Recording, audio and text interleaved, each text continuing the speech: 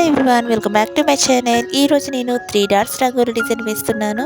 నేను వేసే ఇలాంటి చిన్న ముగ్గు మీకు నచ్చినట్లయితే లైక్ చేయండి, షేర్ చేయండి. మీలో ఎవరైనా ఫస్ట్ టైం నా వీడియో చూస్తున్నట్లయితే సబ్స్క్రైబ్ చేయడం మర్చిపోకండి ఫ్రెండ్స్.